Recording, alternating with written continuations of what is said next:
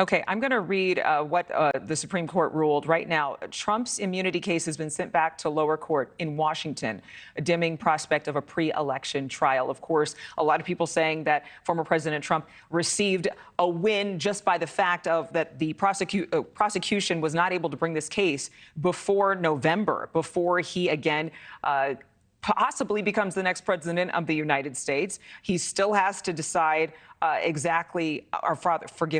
voters still have to decide what they're going to vote for. Chris is going to vote for somebody in a coma. Let's go back to Tom Dempsey here on NewsNation outside the Supreme Court. Tom, what do you know?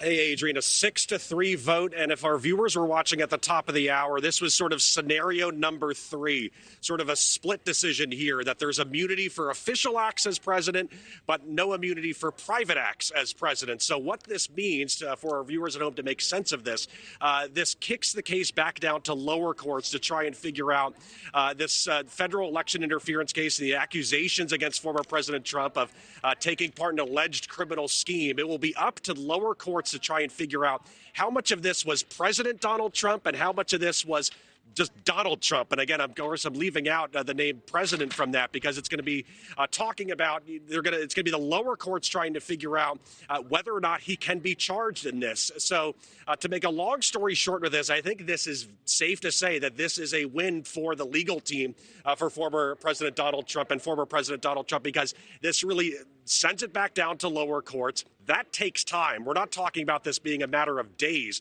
At best, it's a matter of weeks when the lower courts, get back to this case and figure out what's private, what's official in this case. And then that, again, takes time to figure out, to kickstart for the legal teams how to respond to that sort of a decision. So it could literally be months before we get back get back in court for that federal election interference case, potentially even after Election Day. So I think it's safe to say that this is a win for the legal team for former President Donald Trump. To walk our viewers through this, like I said, a 6-3 decision, sort of a split decision here.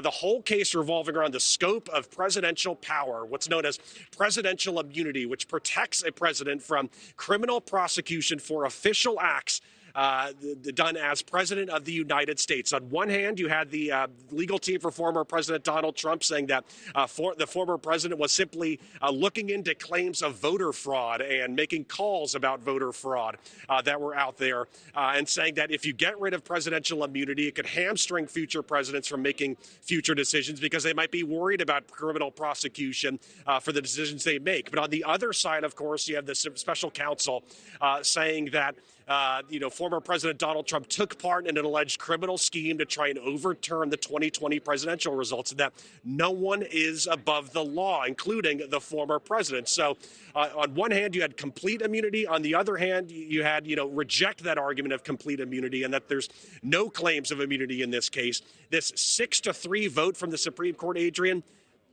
somewhere in the middle of all of that. And I know that might be confusing to our viewers. It's a 6-3 vote to sort of send the case back down to lower courts to figure out which, were official acts done by former President Trump and which were private acts done by Donald Trump, not acting as president. He's not above the law in this case. That was the argument for the Supreme Court. So it's going to be up to lower courts to sort of determine this. This is going to add a lot more time onto this whole process for the federal election interference trial. So again, right now, if you're the special counsel, Adrian, time is of the essence to try and get this case done before Election Day. Time is money right now for the special counsel. So, again, I think it's safe to say that this is a win for the Trump legal team because it simply adds on time and delays that federal election interference trial from beginning. Okay. Tom Dempsey getting on it with us really quickly. Thank you for watching. Go to newsnationnow.com to find NewsNation on your television provider. And don't forget to click the red subscribe button below to get more of NewsNation's fact-driven, unbiased coverage.